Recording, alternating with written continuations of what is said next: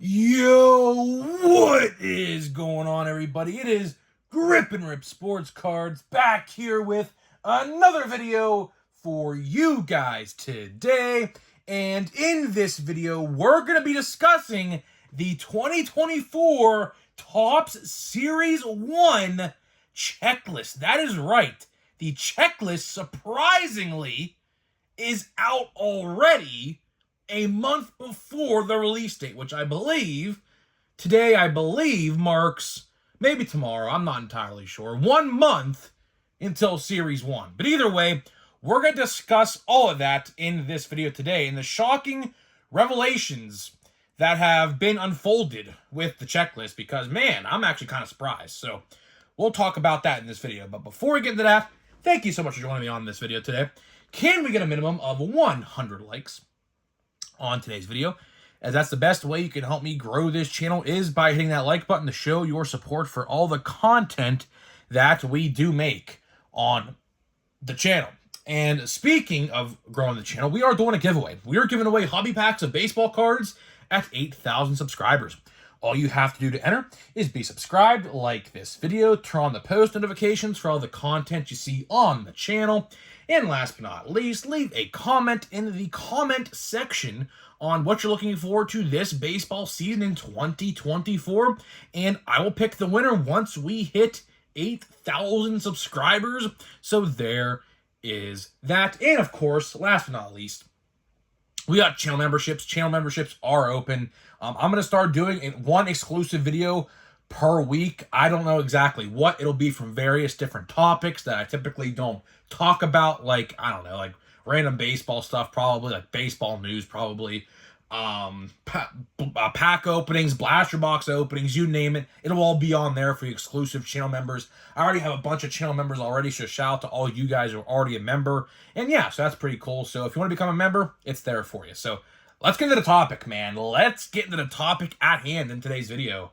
Wow. So like I said, we're, I think, 30 or 31 days away from Series 1. And of course, we're starting to know a little more each day about the set.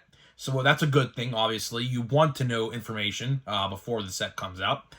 And today, they dropped the checklist. Yes, you heard me right. Topps actually dropped the checklist a month prior to the set being out, which I remember last year for Series 1, that did not happen. I believe, if memory serves me correctly, it was out about a week prior to the set being out, and we had to wait. I remember I was complaining quite a bit last year about them not putting out the checklist before pre-orders went live. And luckily, that did happen this year. So in case you guys didn't see, when pre-orders go live, they go live on Tuesday the 16th. At 12 p.m. Eastern Time. So keep that in mind if you want to grab any boxes or whatever. Although I will say this, right? Typically what they put on for pre-order, now this is just years past, blasters, hobbies, and jumbo hobbies, right? I will say this. If you are buying retail, aka the blaster box, be prepared for disappointment if you don't see the odds. That's all I'm going to say. I've been preaching this the last couple days. Of course, last year, 1 in 99 gold in a blaster box for 2023 Topps Series 1. Hopefully, it's not that bad this year. But if you are pre-ordering a hobby box, a blaster box, be aware that the odds are not out yet. So typically, jumbos and hobbies are typically the way to go. Obviously, I mean, the higher the price, the better the odds, obviously, right? But last year, as you guys are well aware, they made retail horrible, right? So just be aware before you buy, because the odds are not out yet, at least that I saw. I looked everywhere for them because I was going to talk about them in this video as well, but that'll be another video. We'll talk about that all in depth when the time comes and things like that. So, of course, stay tuned for that. But just be aware if you buy a blaster box that it could be bad. Like the gold could be like maybe 1 in 60 or 1 in 70 per pack. So just be aware. That's all I ask of you, right? But let's get to the checklist. Very interesting and very weird. My initial reaction to seeing the checklist is very weird. It's weird because we'll talk about this the whole video. A player like Evan Carter gets called up the last 2 weeks of the season. But a player like Encarnacion Strand, who got called up in June, is not on the checklist. Very, very weird. Very, very weird. But there is a counter to that. So what they did, so this is kind of their way of basically apologizing for not putting certain players in the checklist. They put most of the Series 2 rookies, not named Yamamoto because he's not in the checklist. They put most of the Series 2 rookies in the 1989 throwback checklist. So as you guys are familiar, 2022 they did 1987 inserts. 2023 they did 1988 inserts. Now this year they're doing 1989 inserts in Series 1, Series 2, and Update, right? So basically what they did was everyone like Ceddanne Rafaela and Ronnie Mauricio are in the 1989 checklist. So that way, if you're upset at the fact that your favorite player, particularly for the Reds, all the Reds have in terms of great rookies in the checklist is Elly De La Cruz, right? So all those other rookies like Noel V. Marte and Encarnacion Strand, they're not in Series 1 as a base card, but they're in the 1989 throwback, I guess, insert checklist. That's really what it is. It's an insert checklist, right? So kind of the best of both worlds. I mean, I understand they have to keep rookies back for Series 2, but I just find it weird how Evan Carter, who literally played like 10 regular season games, is in Series 1, when theoretically he should have probably been in Series 2. But maybe because he was like a postseason icon, they rushed his card forward because he had a stellar postseason, a absolutely tremendous postseason, and he's a World Series champion with 10 games or less of Major League regular season experience, which is never the case. I mean, there's players I can name today that aren't even a World Series champion, let alone even made the playoffs in 10 plus years of career, and he did it in 10 games. So maybe that's why they did it. I don't know, because he did kind of, his name value kind of definitely like rose really, really high during the playoffs because no one knew who he was, at least if you were not a Rangers fan, at least. No one knew who he was until the playoffs, like myself. I had no idea who he was until I saw him basically have just tremendous success in the playoffs, which is unbelievable. But either way, I mean, that's probably why they did it. Other than that, I will say this. I'm surprised. Jason Dominguez, that is right. Jason Dominguez is in Series 1, which that shocked the hell out of me as well. I certainly thought he would be in Series 2 because before, we had Yamamoto and Young Ho Lee sign, right? Because clearly those two guys are going to be the chaser rookie cards in Series 2, right? As of now, right? But I certainly thought that they were going to put, Jason Dominguez in Series 2 to basically guarantee themselves a chaser rookie. Because let's say Yamamoto or Young Ho Lee didn't sign with any team yet, like right now. Would they have held some of these guys back for Series 1 or Series 2? I'm not entirely sure. The checklist for this product was probably designed and made probably in November or December. I'll probably say November, right? So they've had this checklist solidified now probably for quite some time. So it's really weird. Other than that, I mean, of course, Elly De La Cruz, like I said, is in the product. That's a no-brainer. He should have been an update, to be honest with you, last year. I will say this, though. I am very excited for Series 1 for my Pirates. My Pirates, every major rookie that, again, I thought they were going to hold some of them back for Series 2, to be honest with you. But we have Endy Rodriguez, Henry Davis, Nick Gonzalez, Quinn Priester, and Jared Triolo, all Pirate rookies who Most of them should have been an update last year too, but it is what it is.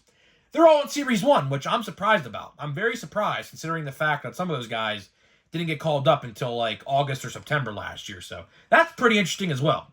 So I don't know exactly what's going on with Topps and the MLBPA. Of course, as I have stated plenty of times before, the MLBPA is actually the company who actually decides who's in what's product. Everyone thinks it's Topps. It's actually not. It's actually the MLBPA who decides who's in what product. So that's pretty interesting on that front. So maybe, what we have to ask ourselves here, because Topps kind of ran into this problem last year with Update, right? So theoretically, let's look at it like this, right? Series 1 is going to be solid. I don't know if it's going to be better than last year's Series 1. On paper, it should be. But we have to wait and see if the Rookies of the Year, or one of the two, come out of this product. I think they might. I truthfully I'm going to be a bold predictor right here. And I'm going to say Yamamoto wins Rookie of the Year right now, at least for the National League. I'm trying to think of players that can get called up opening day, because you have to think, right? Let's look at last year. Walker and Volpe were both called up on opening day last year, and they were in Series 2. So the Series 2 rookies are going to be the ones who get called up on opening day. So do we see a Jackson Holiday? I truthfully do think he will be called up for opening day for the Baltimore Orioles. Does he have a rookie card in Series 2? It's hard to predict because Topps has really changed, or I should say the MLBPA has really changed their methods of like cutoff dates to be in certain products and things like that. They said the cutoff date to be an update is in June 1st. I don't know. I see May, I see June. I'm not entirely sure what it is. But let's say, Paul Skeens gets called up like the first week of June, like Ellie De La Cruz did last year, should be eligible for an update rookie card in 2024 Topps Update if that's the case, only to find out that he's probably going to get held back, if this does happen, for Series 1 of 2025. So it's very interesting.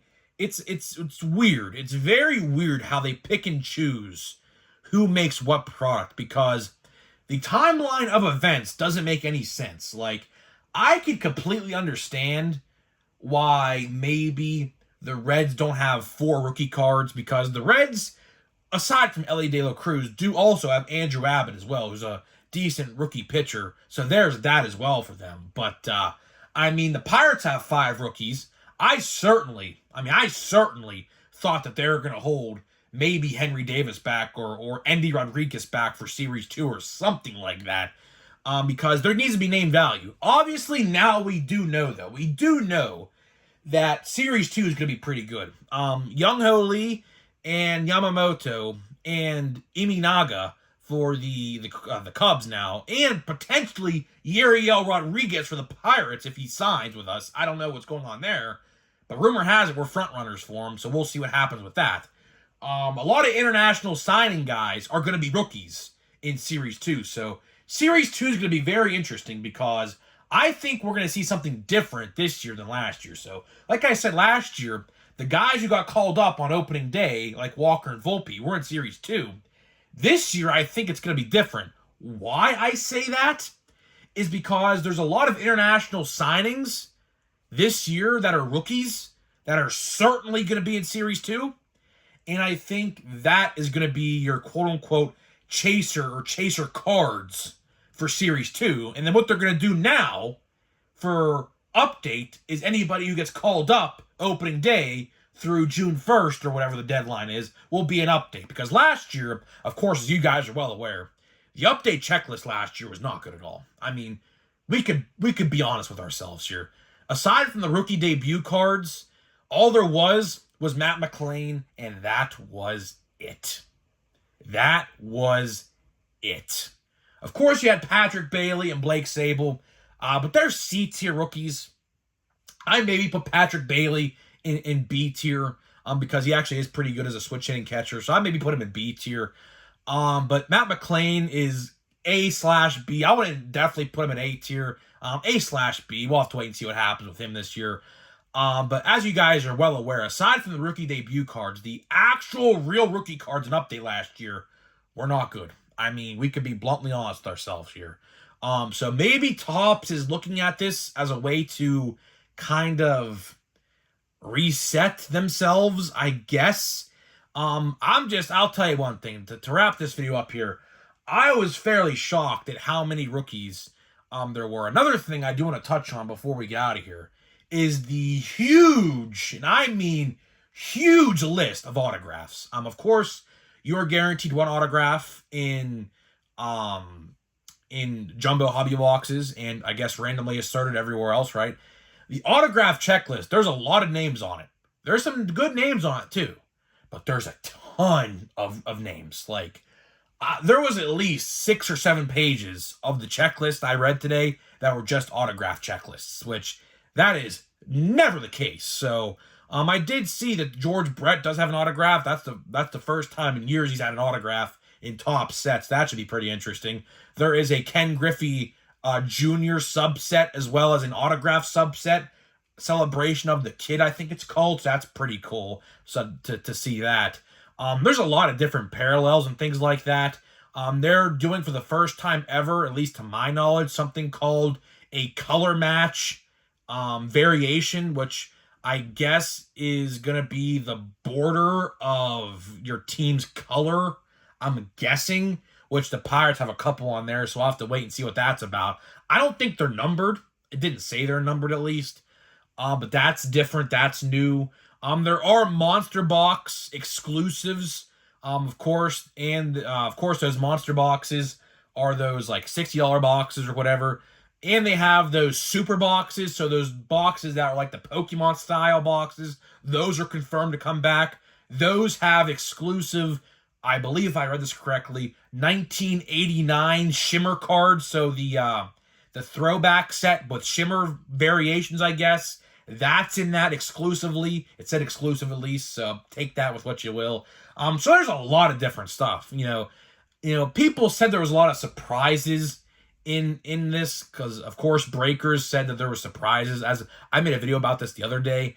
I don't see what the surprises are. The Golden Mirror parallels have changed a little bit now. The back is a golden card, I guess. So I guess when you turn the card around, it's just a complete golden, like, just piece of gold. I don't think there's any stats on the back of them or whatever, from what I understand. So that's changed a little bit. There's a lot of stuff. There's a ton of different stuff. But if you want to read the full checklist yourself, all you have to do is type in 2024 Top Series 1. Top.com will pop up the first thing promoting the pre-orders, and it will say to view checklist. Click here, it'll bring you to the checklist tab, and it'll let you read the checklist. I advise you do that. In case you want to read the checklist for yourself. A ton of rookies, a ton of new parallels from the looks of it. Inserts, new inserts, and everything of a sort you could think of is in there. It should be pretty good. You know, like I said, I'm pretty excited for Series 1. The checklist looks solid. You know, it definitely looks solid. You know, Series 1 back in the day used to be the worst set out of the 3. Now, looks like the last 2 years, Series 1's actually stepping up their game. So that's pretty cool to see that. So other than that, I'm getting out of here, guys. Thank you so much for watching. And before we get out of here, we're going to open a pack of Allen and Ginter. And speaking of new cards, blaster boxes right now of Stadium Club are on Fanatics.com. So if you want a blaster box, I assume it ships before release day. Look at this. We have our third hit. Look at that. Our third hit. So it looks like a mini framed autograph. So that's pretty cool. So it looks like we have our third hit out of 3. We literally opened like 5 packs of this. So it's actually pretty amazing. Maybe there's a bonus in here. We'll see. Chipper Jones is pretty cool. Whoever that is. Kershaw. We'll save that for the last. This card. And this card. And Andrew McCutcheon. That's pretty cool. As a mini. That's pretty cool. So let's see here. I'm just hoping that this is not like a celebrity or something. I don't care what it is. I just don't want it to be a celebrity autograph, which I know there's some in here. Oh, yeah. Gilbert. I have no idea who this is. That's a weird autograph, too. Who is this? Tyler Gilbert. I have legitimately no idea who this is. This is from 2022, keep in mind, just so... What's his position? Doesn't even say on the back. Okay, well, that's weird. Okay, so clearly, I mean, it's a cool framed autograph, but not my cup of tea. Not my cup of tea at all. The best hit we've gotten so far is this Chipper Jones relic card. And I think that is going to be the best hit we get because I don't think they're going to give us a fourth. I could be wrong, but you never know. It's weird. I literally got all 3 hits in like 5 packs or 6 packs that I've opened. So, yeah, that's weird. So, interesting. So, yeah. So, guys, I'm getting out of here. Let me know what you think, and I'll see you guys in the next video.